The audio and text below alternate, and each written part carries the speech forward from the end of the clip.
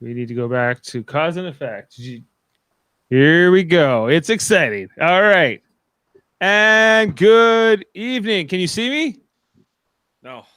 Yes. It is Saturday, July 31st, 2021. And we've been on hiatus for a while, but it's time for our next installment of Star Trek Radio Theater, as created by me, Dave Mater, and Jane Mater, and Jeff Mater, and Ashley Millard, who's not a Mater, but hey, co-creator.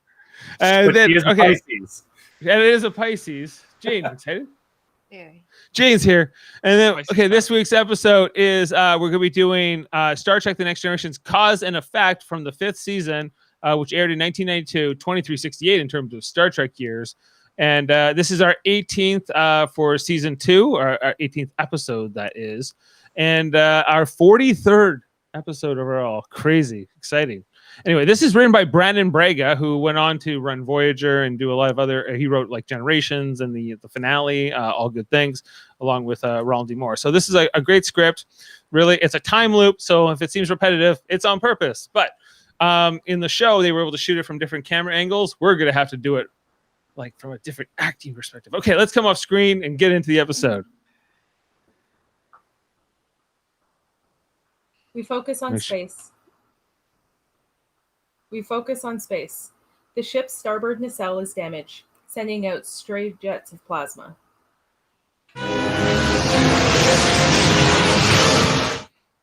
We focus on the bridge. The Enterprise is in distress. The bridge is shaking. Picard, Riker, Data, Worf, Geordi, and Ro working frantically. Crusher and Troi are standing by. The ship is at red alert. The bridge is dark, except for emergency lights. Damage report! Casualty reports coming in from all over the ship. The starboard nacelle has sustained a direct impact. We are venting drive plasma. Initiating core shutdown! Emergency! Inertial dampers? Initiating emergency core shutdown! Inertial dampers are like failing. We're losing attitude control. This is the bridge. All hands to emergency escape pods. Core shutdown is unsuccessful. We are losing antimatter containment. We've got to eject the core! Ejection systems offline. Core breach is imminent. All hands abandon ship. Repeat, all hands abandon!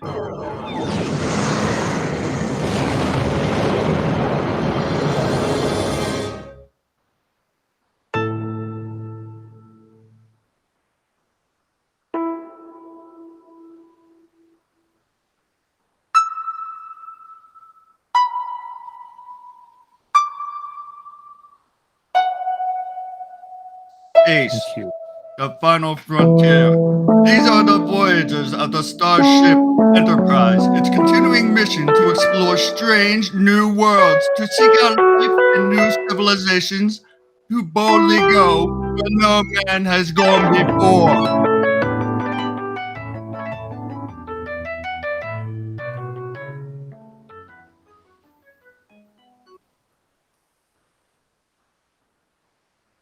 Captain's log, stardate 45.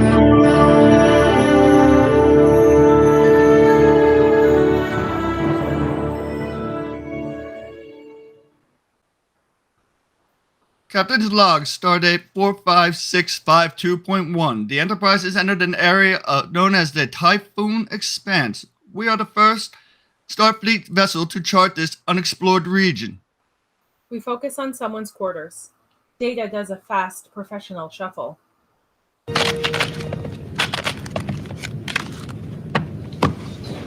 Sometimes I wonder if he's stacking the deck. I assure you, Commander, the cards are sufficiently randomized. I hope so. 8. Ace. Queen. The dealer receives a 4. No bet. 10. 7. No help there. A pair of ladies for the doctor. The dealer receives a 9. Doctor, may I remind you, since you show the highest hand, you control the next bet. Thank you, Data. I bet 10. Worf? Worf throws in 2, but is clearly displeased. Oh. Jack. 4. Deuce. 6. 20. You're 20 and 50 more. 50! Worf is uncomfortable with the large bet. He sighs loudly and throws his chips in. I'm in. I will also see that bet. 7 and a possible straight for Commander Riker. Jack, still no help for the Klingon. Worf bristles at the remark, unhappy with his cards. 8. 9 for the dealer. 20. Too rich for my blood. You're 20. 100 more. Fold! 200. You're 2 and 300 more. He does not have a straight. We'll find out soon, won't we? Let's see your cards. The moment of truth. Riker turns over his cards, defeated. Take it. Beverly collects her winnings. How do you know that I was bluffing, cowboy? I just had a feeling. I guess it's better to be lucky than good. It's the way your left eyebrow raises when you're bluffing. Riker is surprised to hear he has a tell. Just kidding, Commander. Ogawa to Dr. Crusher. Go ahead. Commander LaForge needs to see you in sickbay. On my way.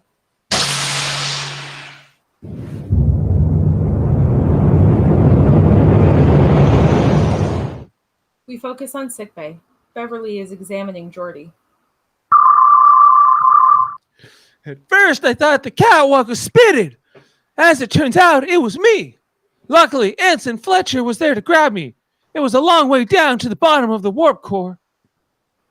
You have all the symptoms of an inner ear infection. That would explain the dizziness and the headaches, but there's no physical evidence. My guess is you've been working too hard. I've been putting a lot of extra hours on the Typhon Expanse project. I'll give you 20 cc's of Vetracine. That should clear up the dizziness. But find time to relax. Finding time to relax is up to you. What? What is it? Geordi, have you had these symptoms before? No. You're sure? Yeah, I'm positive. Why? It's funny. I feel like we've discussed this before, and I remember giving you a hypospray for dizziness.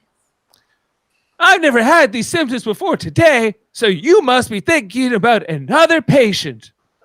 No, I'm sure it was you.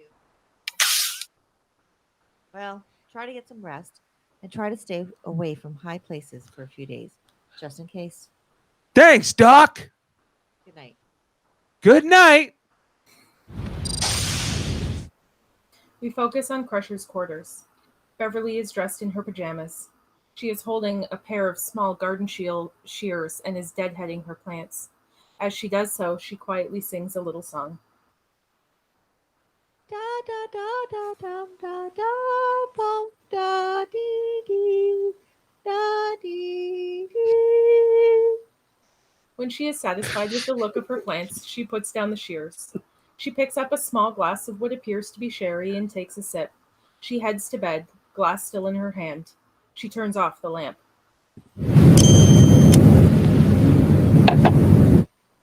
She drinks the rest of her drink and puts the glass down on the nightstand. She crawls under the covers and settles in. As she begins to drift off, a quiet voice can be heard, a distant and echoey whisper.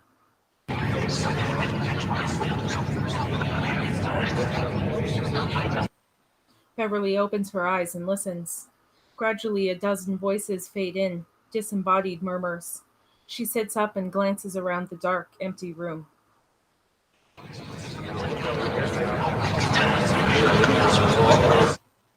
More voices, louder now, all meshing together.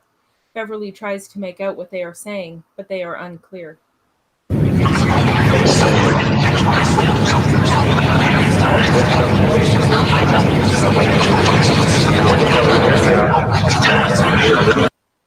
Alarmed, Beverly turns on the light, accidentally knocking over the glass. The glass breaks on the table.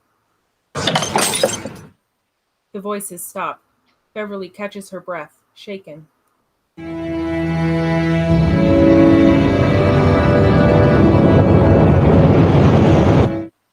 We focus on the observation lounge. As you can see, the Typhon expanse is huge. If we want to chart the most remote star system, we'll have to launch a probe within the next few hours. Fine. What about the luminosity studies? That may pose a problem. How so? The flux spectrometers are still down for realignment.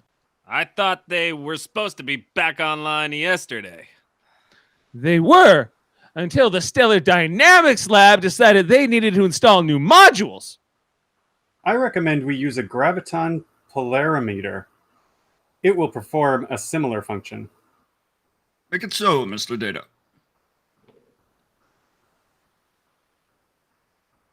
Captain, I have something I'd like to report. Yes, Doctor. I heard voices in my room last night. I was alone, so at first I thought I was imagining things. But this morning, 10 other people reported hearing them at the same time I did. What were the voices saying? I couldn't make them out.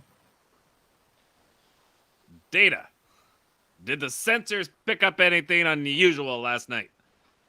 No anomalous readings were reported. When we're through here, recheck the sensor logs. Aye, sir. Counselor? I sensed nothing unusual last night. Maybe it's a problem with the comm system. First Captain Picard.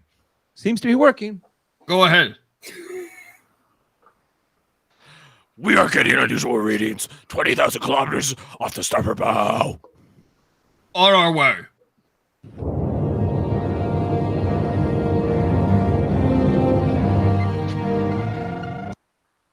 We focus on the bridge. Report. Like, the sensors didn't detect the thingy until we were, almost on top of it, sir. It is a highly localized distortion of the space-time continuum. On screen. The area of space just ahead is murky and distorted. Back us off, Ensign. Nice and slow. Whatever, sir. Captain, the maneuvering thrusters are, not responding. The distortion field is fluctuating.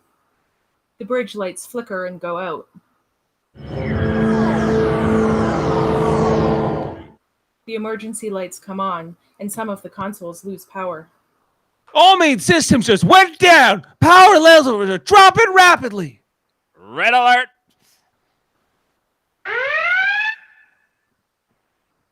There is an energy buildup in the distortion field. We have to get out of here now. Captain, something is emerging. A starship emerges from nowhere. Shields up. Evasive maneuvers. Shields inoperative. This thing's not responding. The vessel is on a collision course. Impact in 36 seconds. Help them. No response. Suggestions? Decompress main shuttle bay. The explosive reaction may kick us out of the way. Picard considers this briefly. Data cuts in with his own suggestion. Captain, I suggest we use a tractor beam to alter the other ship's trajectory. Make it so, Mr. Worf. Engaging tractor beam. The Enterprise sends out a tractor beam, but it's too late. The other ship collides with the starboard nacelle, causing damage and sending out stray jets of plasma.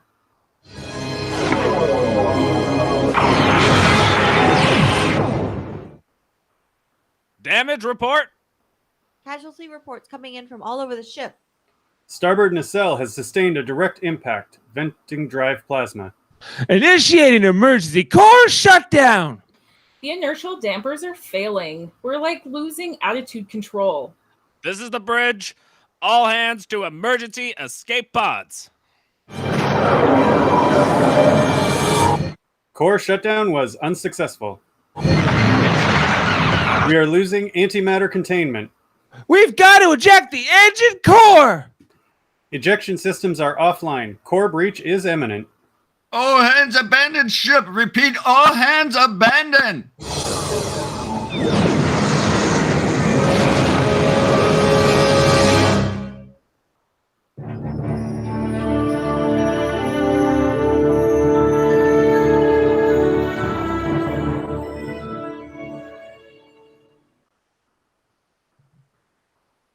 Captain's log, star date 45652.1. The Enterprise has entered an area of space known as the Typhoon Expanse.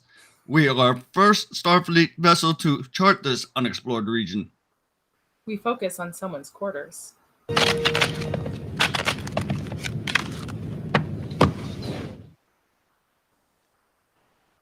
Sometimes I wonder if he's stacking the deck. I assure you, Commander, the cards have been sufficiently randomized. I hope so. 8, ace, queen, and dealer receives a 4. No bet. 10, 7, no help there. A pair of ladies for the doctor. Dealer receives a 9. Beverly is looking unsettled. Doctor, may I remind you, since you show the highest hand, you control the next bet. Is there something wrong, Doctor? No, I bet 10. Jack, 4, deuce, 6, 20. You're 20. And I'll raise you 50. Suddenly, Riker is also looking unsettled. You're going to call my bluff, aren't you? I think I'll quit while I'm ahead. How did you know I was going to call your bluff? I just had a feeling. Me too. Ogawa to Dr. Crusher. Go ahead. Commander LaForge needs you in sickbay. On my way.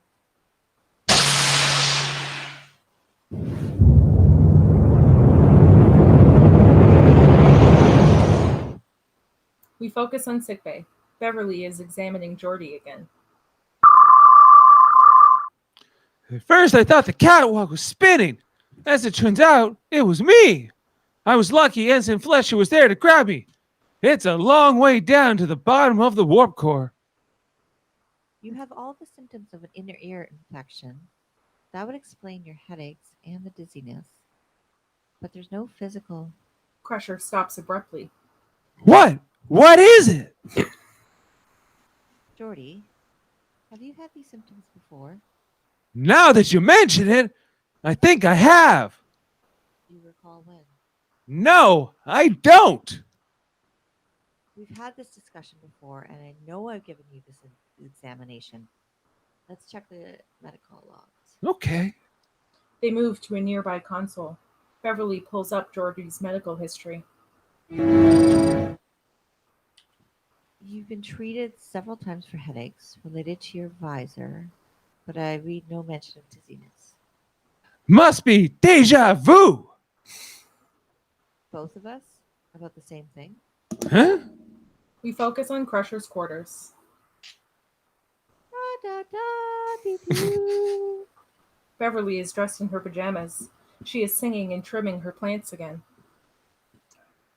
Da da da da dum da bum bump da dee dee da dee dee. She stops, a feeling of deja vu overwhelming her.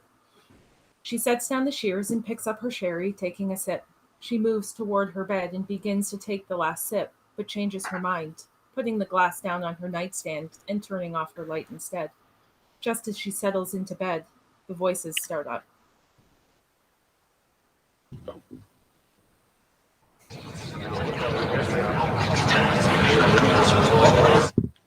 She reaches for the lights, knocks over the glass, and the voices stop.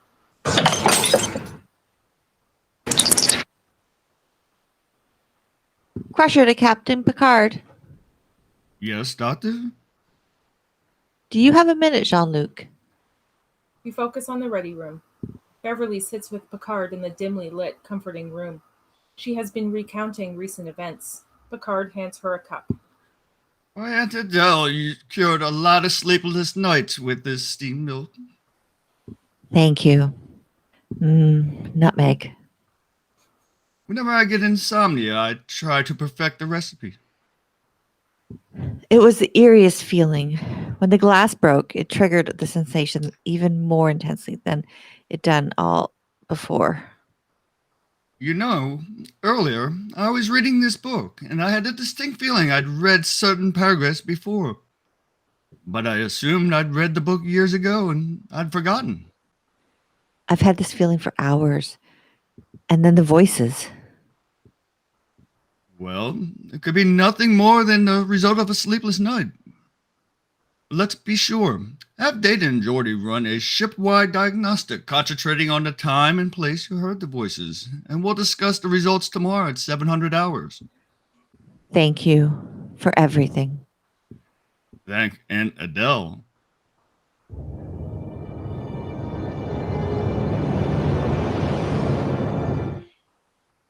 We focus on the observation lounge. The internal scans were negative. There was no evidence of auditory anomalies anywhere on the ship. As far as the sensors are concerned, nothing unusual happened last night. 10 other people reported hearing voices at the same time I did. Bridge to Captain Picard. Go ahead. We are getting unusual readings 20,000 kilometers off the starboard bow. On our way.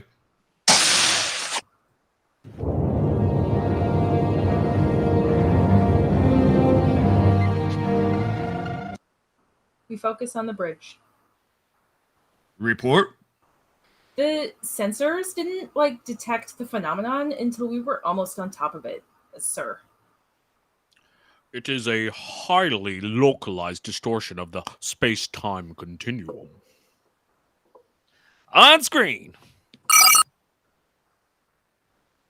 The space ahead has a swirly distortion, as before. Back us off, Ensign. Nice and slow. I guess, sir. Captain, the maneuvering thrusters are, not responding. The distortion field is fluctuating. The bridge lights flicker and go out. All main systems just went down. Power levels are dropping rapidly. Yellow alert! I mean red alert! There is an energy buildup in the distortion field. We have to get out of here now. Captain, something is emerging.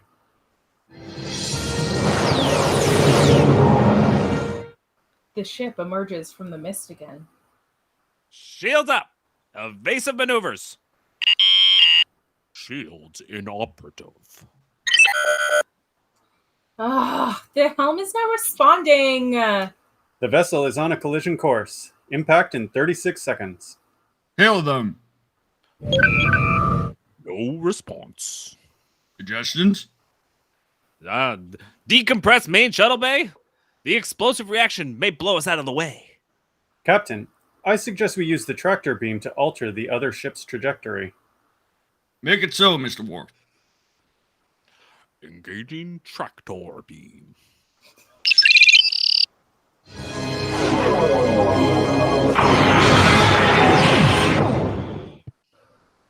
Damage report. Casualty reports coming in from all over the ship. Starboard nacelle has sustained a direct impact. We are venting drive plasma.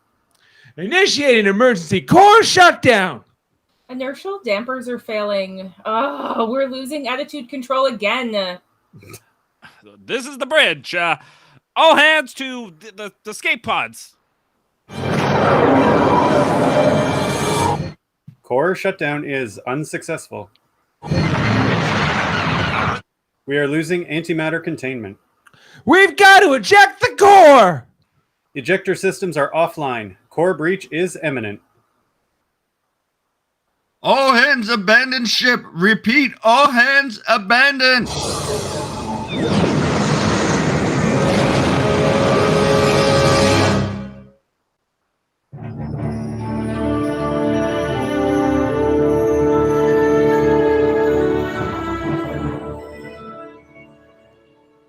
Captain's log, stardate 45652.1. The Enterprise has entered an area of space known as the Typhon Expanse. We are the first Starfleet vessel to chart this unexplored region. We focus on somebody's quarters.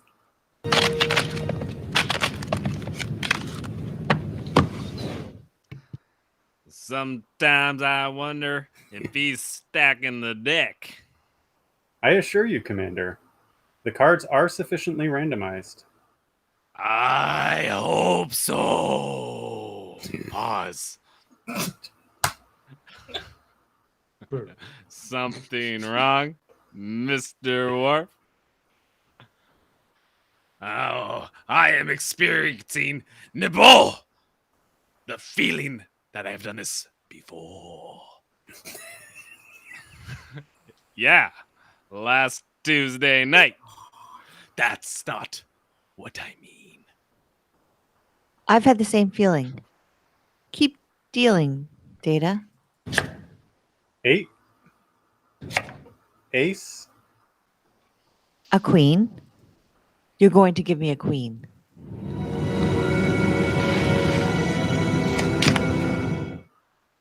And you're going to get a 4. Deal, Data. But no one has bet. Forget the bet. Just deal. 10. 7. Queen. 9. Jack. 4. Deuce. 6. This is highly improbable. How did we know? Wait. Crusher to sickbay. We focus on sickbay. Sickbay here? Is Commander LaForge there? No, Doctor, he's not. Wait a minute. He just came in.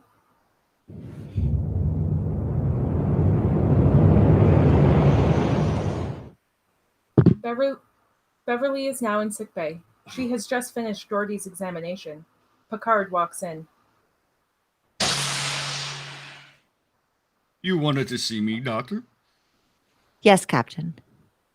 Have you been getting the feeling that you've experienced certain things before? A sense of repetition? Yes, recently, while I was reading. Why do you ask? There have been similar incidents reported all over the ship, feelings of deja vu. I had a premonition Geordi was going to come into sickbay. A few seconds later, he did, with the symptoms of an ear infection. I was going to run the standard tests, but somehow I had a feeling they would turn out negative. So I ran an optical diagnostic which traced the problem to Geordi's visor. His dizziness is being caused by a phase shift in his visual receptors. It's causing him to see images that aren't there. They're like blurry after images. I ran a scan to see if I could detect what he was seeing. I picked up minuscule distortions in the surrounding Dekion field. Somehow, his visor is translating those distortions into visual impulses. It could be a malfunction in the ship's warp field generator. I'll check it out. Run a localized subspace scan to look for anything else. Aye, sir. Geordi leaves. Keep me advised.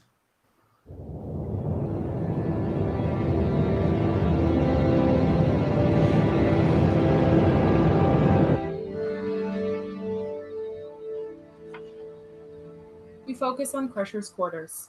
This time, Beverly isn't dressed for bed. She's dressed for business. She picks up her shears, but before she trims anything, she puts them down and backs away from the table.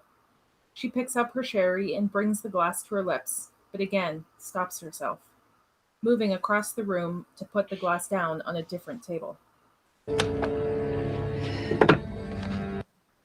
She turns out the lights.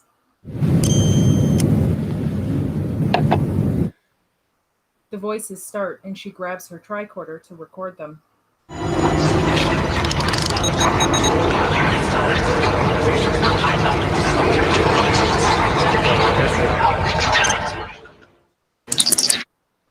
Crusher to Captain LaForge. Commander LaForge. I want promoted. LaForge here. Geordi, I just heard what sounded like voices in my room, but no one else is here. Sensors just picked up something strange, too. We're checking it out. I'm on my way. She grabs her lab coat and knocks the glass off the table. Some things just have to happen.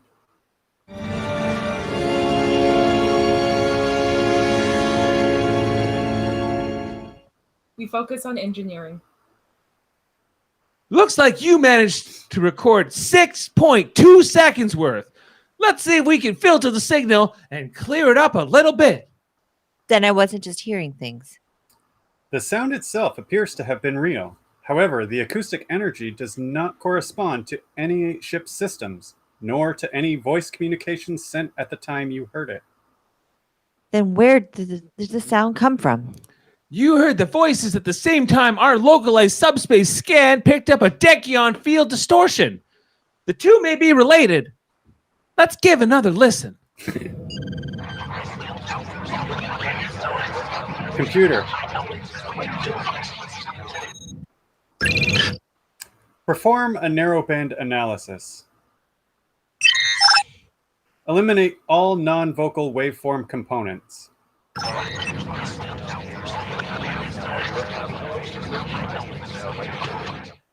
Can we isolate the voices? Find out what they're saying. Computer. Continuous playback, please. There are approximately 1,000 voices overlapping. The voices are those of the Enterprise crew, our voices.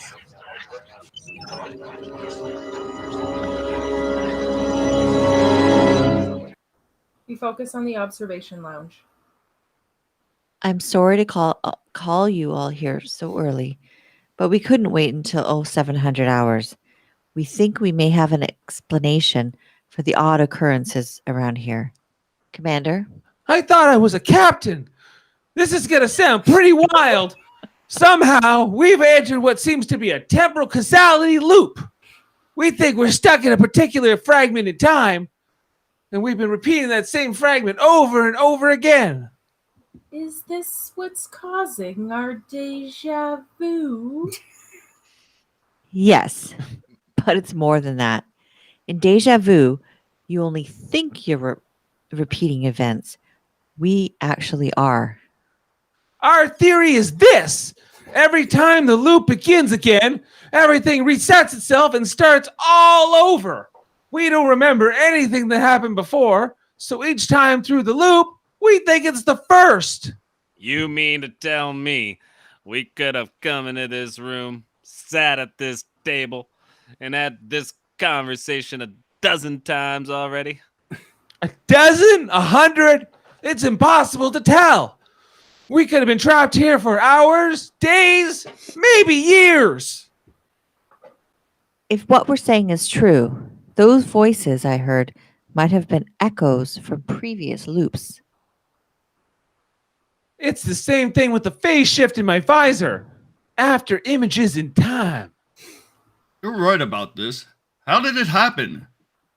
How did we get here? How did we get there?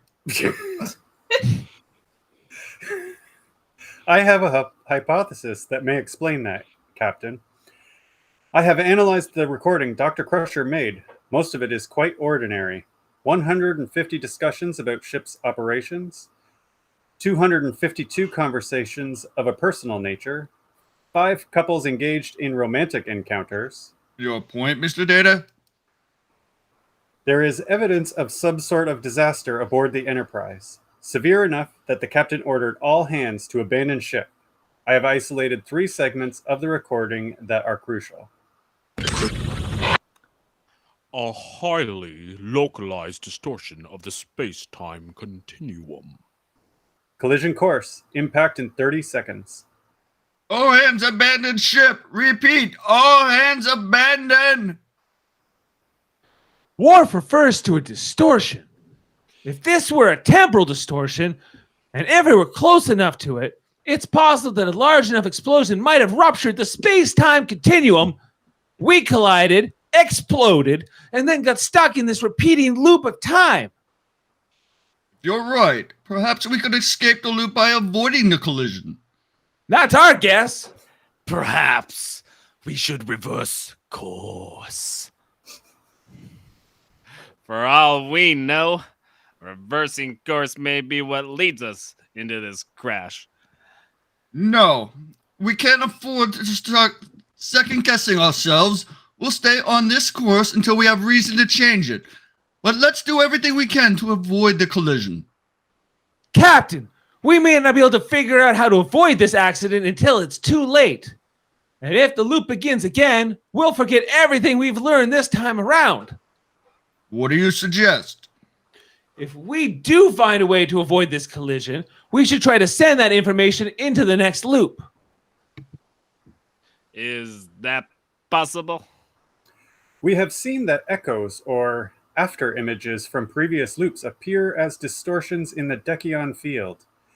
We may be able to send a deliberate echo into the next loop. Like a message in a bottle. Exactly. But is it? We could enhance a Dekion emission to create a specific pattern and send ourselves a message. Not a long one, probably a few characters, like an emoji, maybe one word. How do you know that we'll be able to pick up this one emoji word through the next time through? If the Dekion emission is modulated correctly, it will set up a resonance in my positronic subprocessors.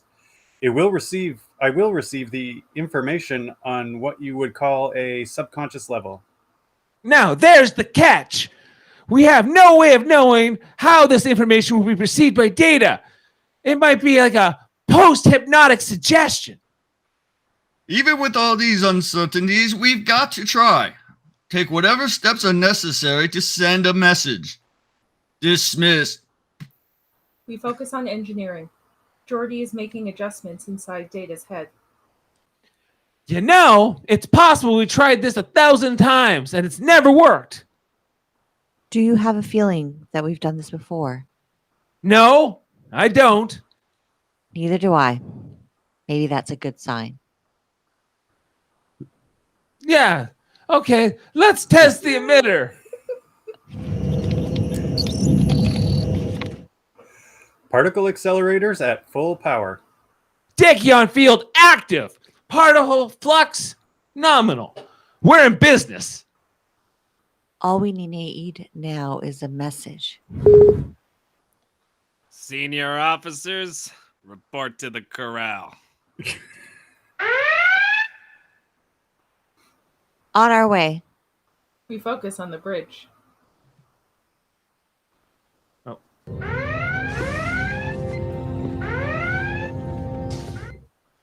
We've got to figure out how we've handled this before. Back us off, Ensign, nice and slow. I guess, sir. Captain, maneuvering thrusters are like not responding. The distortion field is fluctuating. The bridge lights flicker and go out. The emergency lights come on and some of the consoles lose power. All main systems just went down. Power levels are dropping rapidly. There is an energy buildup in the distortion field. We have to get out of here. Now. Captain, something is emerging.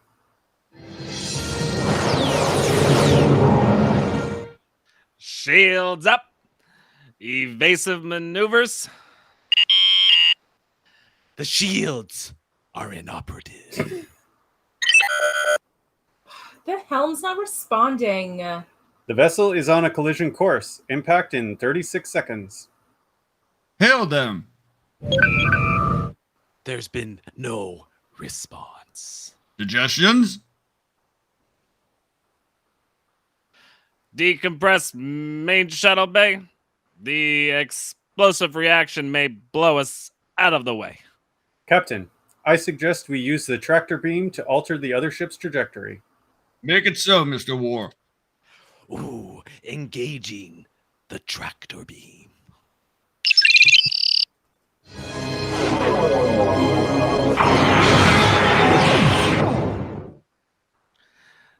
Damage report. Casualty reports coming in from all over the ship. Starboard nacelle has sustained a direct impact. We are venting drive plasma. Initiating emergency core shutdown. Inertial dampers are failing. We're like losing attitude control. This is the bridge. All hands to emergency horses.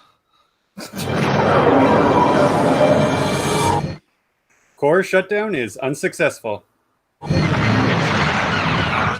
We are losing antimatter containment. We've got to eject the core. Ejection systems are offline. Core breach is imminent.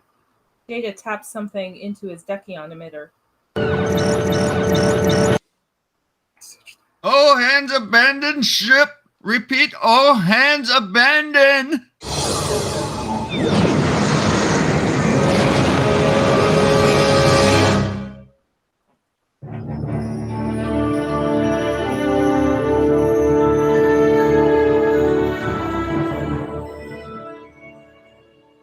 Captain's log, stardate 45652.1. The Enterprise has entered an area of space known as the Typhoon Expanse. We are the first Starfleet vessel to chart this unexplored region. We focus on someone's quarters.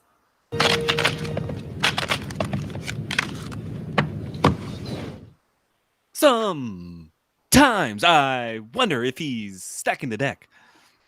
I assure you, Commander, the cards are sufficiently randomized. Hey, man, I hope so.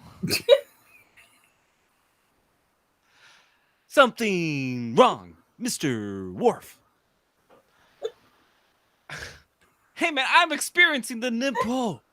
The feeling like I've done this before. Yeah. Last Tuesday night. That's not what I mean, man. I've been having the same feeling. Wait, an ace, an 8, an ace, a queen, a 4. Deal the cards, Data.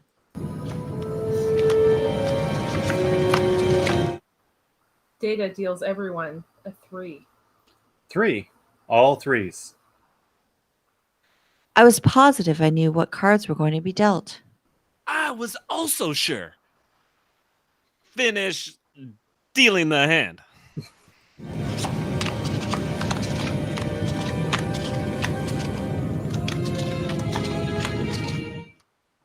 Riker gets all 8s. Worf all kings. Crusher all 10s. And Data all 6s. Look at this. We're playing Fizbin. We've all got 3 of a kind, but not on Tuesday. It is Tuesday. First we get a 3, then 3 of a kind. Ogawa to Dr. Crusher. Go ahead. Commander LaForge needs to see you in sickbay. I'm on my way.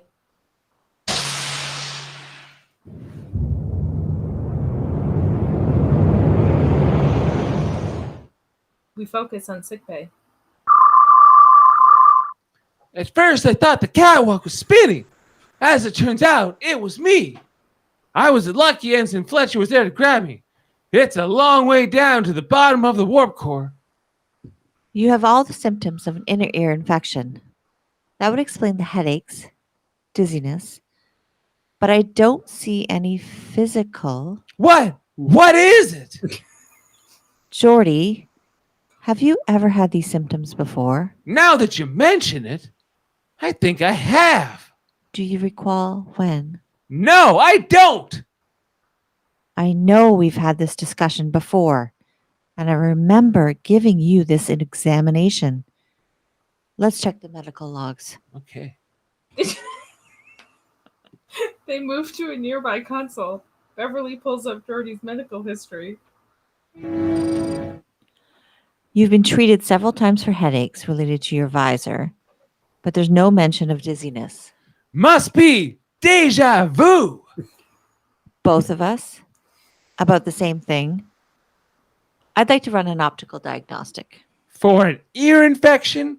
I have a hunch. Hold still. This pulse may be a little bright. I'm blind.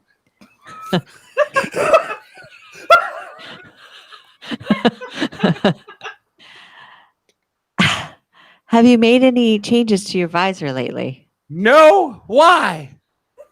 I'm detecting a small phase shift in your visual receptors. We focus on the ready room. Picard is relaxing on his couch, reading a leather-bound book. He pauses. A feeling of deja vu washes over him. Has he read this book before? He glances at the book title and flips through the pages a few times. Strange. Crusher to Captain Picard. Yes, Doctor? Can you come to sickbay immediately? It's urgent. I'm on my way.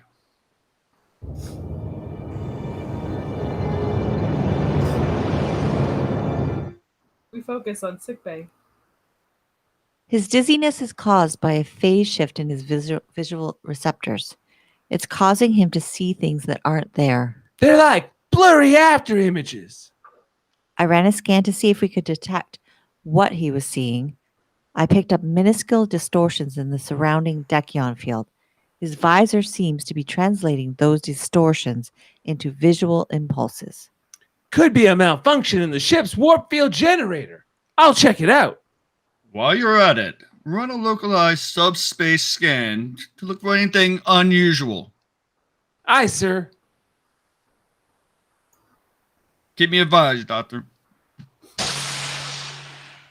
We focus on engineering. Lateral sensors online. Subspace scanners active. Data. Would you run a level 2 diagnostic on the warp subsystems? Certainly.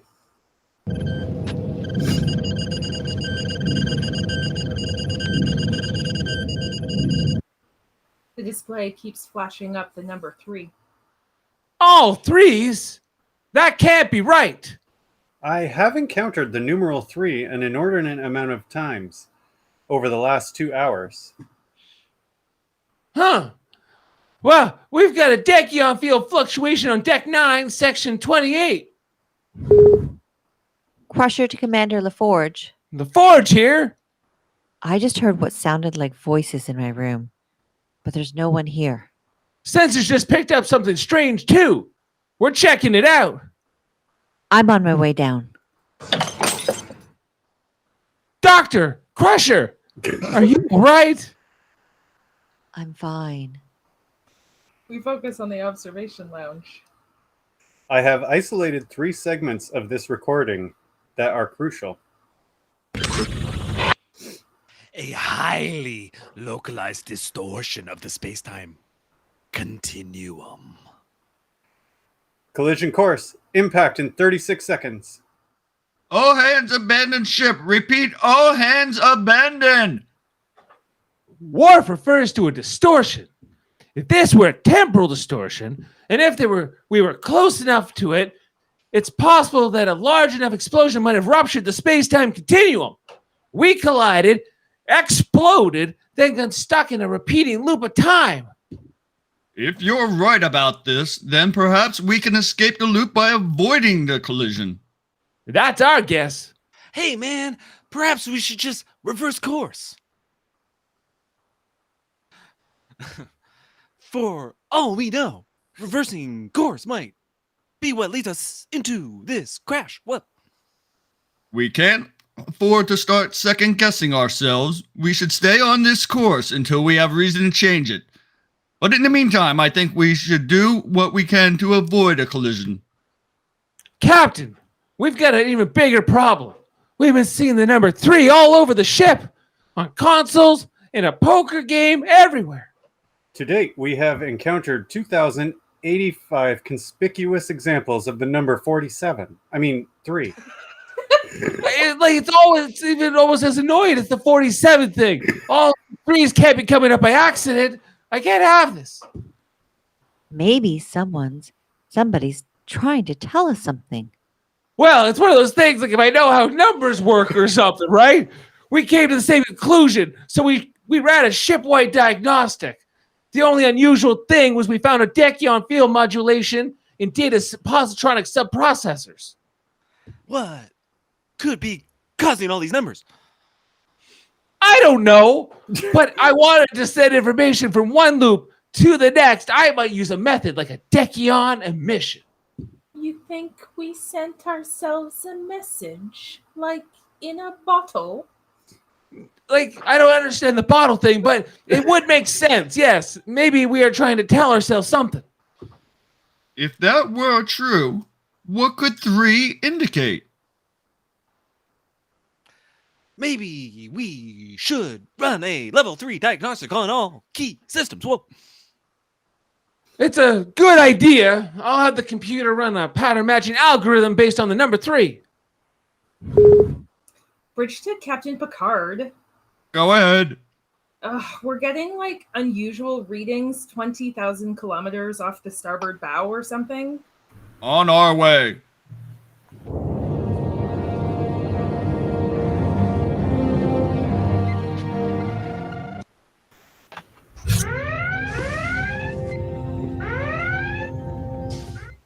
We focus on the bridge. Red alert is sounding.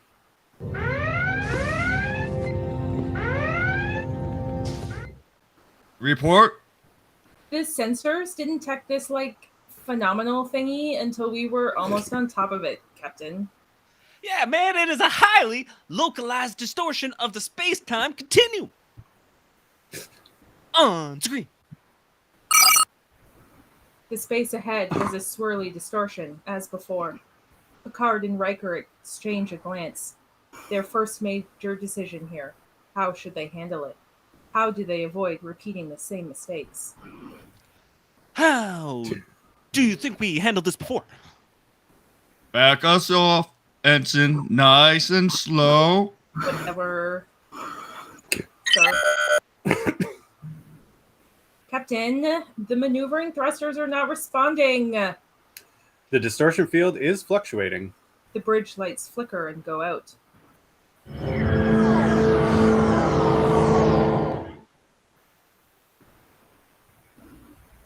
All main systems just went down. Power levels are dropping rapidly. There is an energy buildup in the distortion field. We have to get out of here. Now. Captain, something is emerging.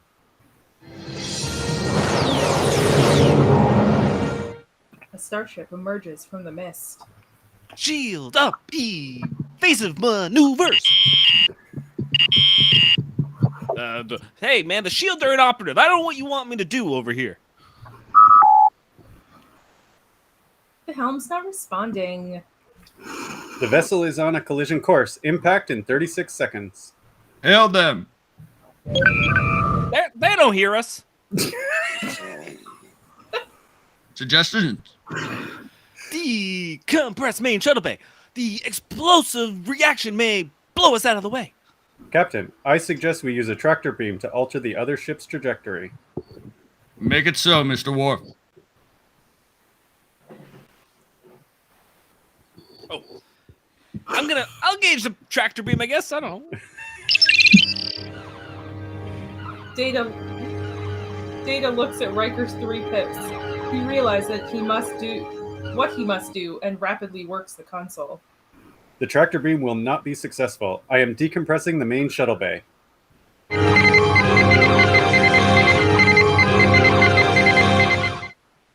We see the main shuttle bay doors open a crack.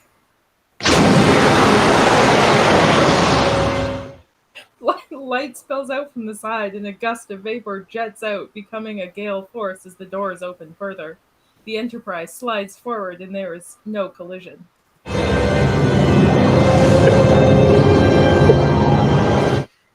The lights come back on.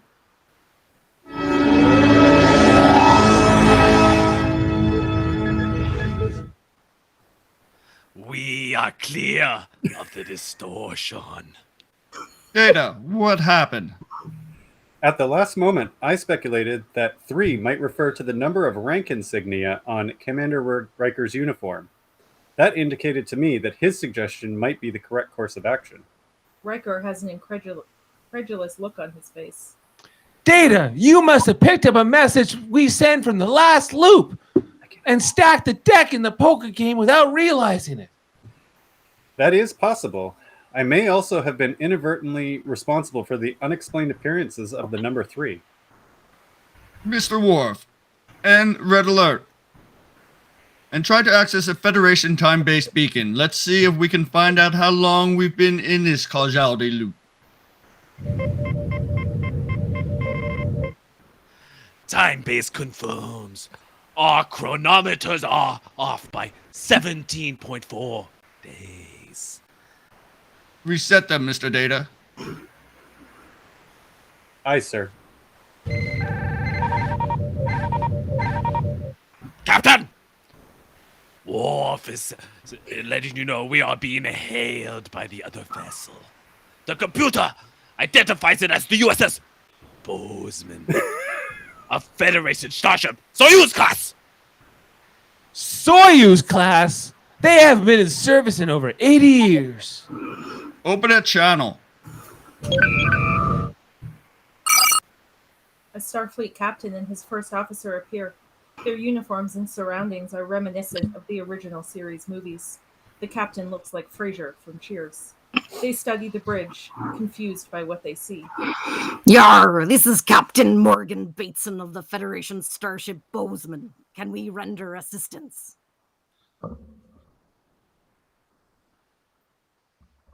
Is Jessica not here? Do you not hear her? Nope. Nope. Oh, I hear her. Sorry. You didn't add her in. For this, you will pay a price. Try again, Jessica. Yar, this is Hey. Captain Morgan Bateson of the Federation No. starship Bozeman. No. This is why No. you do a test. Here, refresh, Jessica. Refresh. You guys can just go ahead. Whoa! Worf, you patak!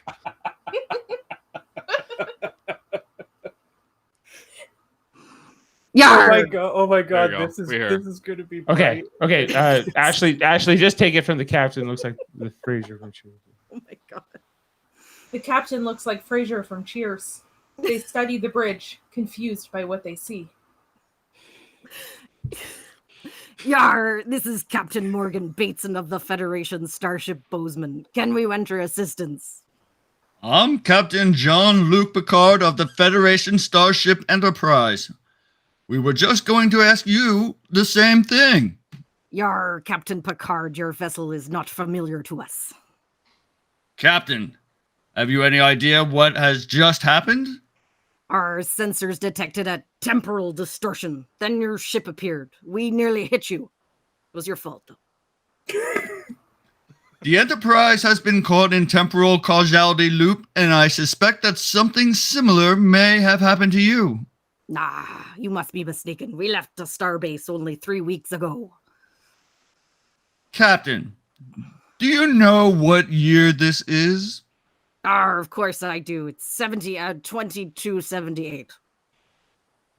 Perhaps you should beam aboard our ship. There's something we need to discuss. Sorry, Frasier. It's not 2278 anymore. It's 2368. Or is it?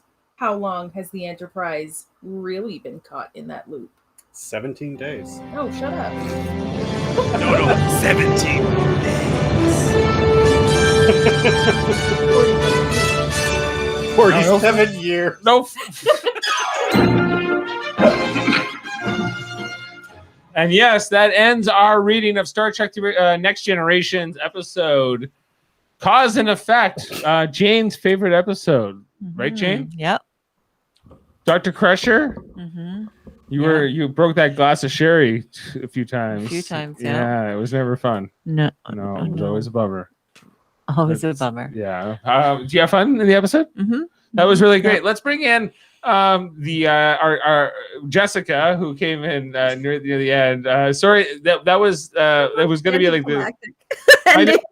It was like, for me, it was great because I heard you, and Jane and I could both hear you, but the rest, just was like, what's going on? Like, why? She was in a bit of a loop, saying it over and over again. She was in her own time loop. Yes.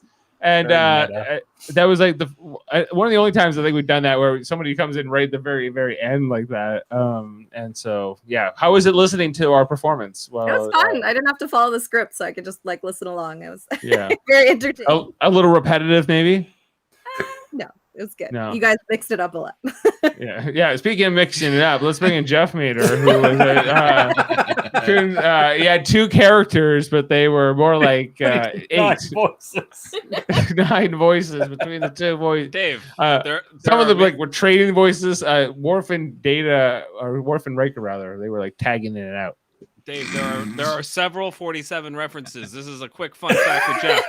At about 1440 into the episode, Geordi's medical log shows his medical ID number as 30874794799284, and then he visits visited sickbay on the star dates 44723.0 and on 44784.9. I don't like these 47 references. We talk about it on the D6 podcast. Not my favorite piece of trivia that comes up in the episodes, and so I'm tortured. You just don't understand numbers. I just don't, because they're like, if you know, because they were like, guess what? Like, there was a 48 in this episode, and if you know how numbers work, 48 comes right after 47. That was like in the fact. I was like, what are these 47 fun facts? Okay, let's bring in next our Captain Picard for tonight.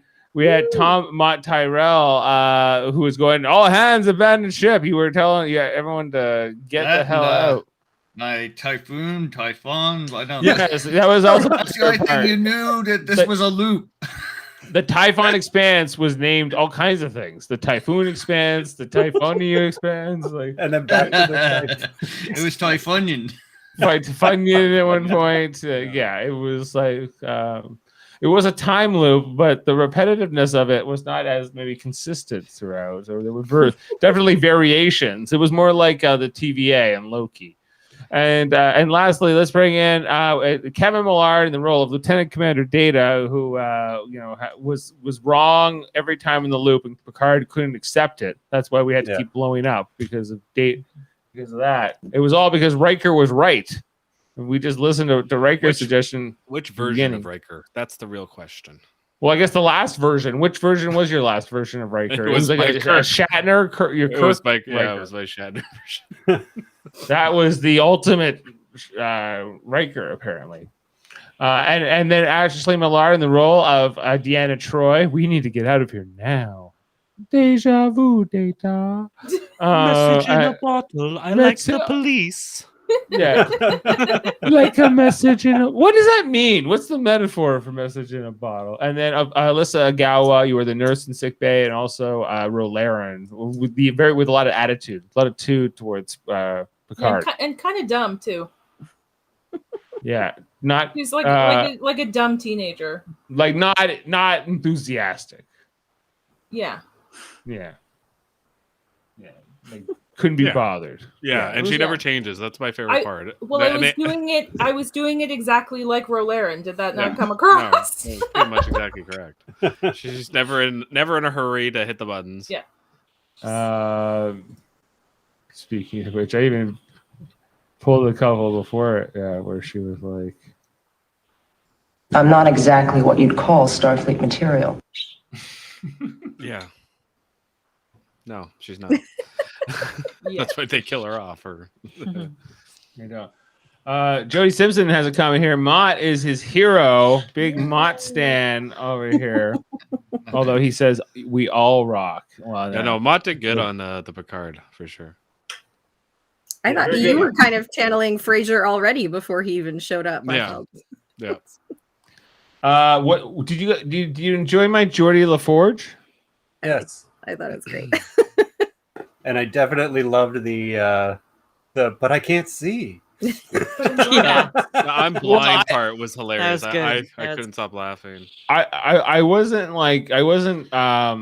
that was not thought out beforehand. That wasn't planned. But you were like, this is a little bright, and I was like, well, I can't see, so it's good.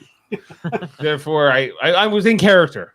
Yes, You were method actor. So very method. yeah, I'm method like that. I think in those terms, and so yeah, it was just sort of a more of an observation about that. But yeah, I'm watching LeVar Burton on Jeopardy. He's been the Jeopardy guest host this week, and so I was like, yeah, and I was like, this is how like when sometimes when people get like the answer right, he goes like, and, Alex Trebek would just be like, correct, right, and they move on. LeVar Burton goes, yes. LeVar Burton's amazing. Did you watch a lot of like SNL Celebrity Jeopardy? Because that just sounds like he's shocked that someone got it right. Right. Yeah, the fact that they haven't done LeVar Burton like as a character on Star Trek, on SNL or anything, because he is such a character. He's so fun to do. I think he's just universally loved, right? Too, but like he is just the way he communicates on the show, and he's like, having watched all these guest hosts come through, they all have their own style, and he's very much like, whoa, like, and people get it. Like he has this one guy who just gets all the answers right, and then everybody else gets he had the lowest score in history on Monday. On Monday, yeah, it was like negative 60,000. No, negative 7,600, something like that. Okay. Wow. Yeah. So, and only Jeff can do. Wait, only he can do the like. So, wait, do I have to relinquish Geordi back to Jeff? He's the master. No, Dave's was good. Anyone can do them. Both good. You just have to. You just like Dave was doing different inflections than I would have done, and this is all because everyone's going to do it differently, right? Like. There's a bunch of times where all I could think in my head was, how LeVar Burton always goes like, "Whoa," and everything's like he kind of like has that like end to his like question, like leak. I'm not detecting any leak. Like, yes, all right. Yes, all right. Like exactly like that. I love the way Dana, he says it. That was not funny. That was not funny. You made some kind of noise as LaForge when Crusher tried to put the thing in your ear. You just made some little noise at the end. He was like, "Oh." Or then let's go check your medical records. And he's like, okay. I'm like, yes, all right. Yes, all right. All right. I wouldn't be surprised if history remembers this as the Riker maneuver. You're right, and I'm gonna shove it down the son's throat. Because John Wayne is our Riker. And everything else. Okay, that was a lot of fun, guys. I really like being back in the saddle with Star Trek Radio Theater. It's been a while. Nice to be back. We've been off for a bit now. Thank you, Jody. Especially for in all seriousness. One of my favorite episodes, and and we're gonna have an edited version of this that will come out because I think that the scene where we're like, "Warp, we gotta eject the warp core," but it didn't feel very urgent, maybe in the read and this live read, as it will in the edited version when I add like the ship rumbles and like sort of that intensity that we're missing in sort of. But to try to like put that in, I was like, it's gonna disrupt the flow of the dialogue. So it's gonna sound super great. Everyone else sounding intense, and Troi just being like, "But we gotta get out of here. This isn't right." Like if you see a shuttle bear, you better be scared. A shuttle bear. Yeah, watch out for those shuttle bears. I loved with Troi too, like literally, like it's a different, like other characters' lines of dialogue change and their inflections change, but Troi, every time the disaster happens, it's the exact same. Nothing changes. Yeah. She's barely present. She's like completely hungover from the night before. It feels like, and she's just like, "We have to get out of here," I think, or something. Like, where's her intuition? A really proper response would have been like, "No shit." I think they should have made this episode a Troi focused episode instead of Crusher, because like there should have been something with the anomaly that destroyed her intuition. And because like, yeah, it's right. Like, what is going on? Like, why doesn't she see anything coming ever? You know, and that's supposed to be kind of her power. You know, Don't go criticizing my counseling techniques. Also, was Data dealing cards or chopping carrots? I don't know. Was it Tuesday? Was Neelix in there it wasn't cooking Tuesday. while they were playing poker? it was Tuvix actually. It was actually taken right from the episode. It was an actual. Were they playing poker or was it Fizbit? Fizbit. I can't believe I thought of that. I was so happy. I was like, I'm doing Kirk and I get the Fizbin joke. Perfect. The name of the game is called Fizbin. I love that episode. Oh boy. Okay, so we'll come off the air here. Oh, we got another comments. Oh, make sure to check out TED Treks on Mondays. We're coming down to the final 13 episodes of original series. This next Monday, we're going to be doing Star Trek's. Sorry, Mom, I'm just going to get you down here for a second. We're doing Star Trek the original series. We're doing the Squire of Gothos come this next Tuesday with Jodie Simpson, Adam Woodward, my dad, and Jeff sometimes pops in. Too. Jeff, we're coming down to the final 13. I can't. I can't talk It's about okay. that show for an hour. Yeah, it's all right. It's all right. So we're coming down to final 13, but guess what? It has been a long road, Jodie, and Star Trek Enterprise will be replacing that in 13 weeks on Monday nights, which is exciting. A longer road? A slightly longer road because it's 4 seasons for Star Trek Enterprise, which is exciting. Also on Tuesday nights, we talk about Star Trek Deep Space Nine, Jeff. Yep. And guess what's coming up? The way the Worf is coming to the station. Yes, we're doing Away the Warrior. Gowron is at the height of his powers in this episode. I cannot wait. Deeds worthy of song. Glory awaits you on Cardassia. Yeah, I love the way he says that. Yeah, we got some great stuff coming up this Tuesday. All kinds of soundboard clips. Just like the Federation. Yeah, and I'm not a merry man. That's right. That's right, Jody. Worf is coming to Deep Space Nine, and I couldn't be more excited on our Tuesday night watches. Let's see. I can never find it when you want it. No. Never mind. Okay, sorry. Okay, guys, and then also check out our other channel, Super Mater Brothers Podcasting, where Jeff and we've been covering, along with Jamil Robinson, Big Brother USA Season 23. We've had 3 weeks so far. 3 house guests have been voted out. It's getting intense. Jane, you've been watching it too. Yeah, super intense. I lost Super Brent intense. this week. It is quite the season. Check it out. If you watch Big Brother, you need our podcast. Why? Because it's great.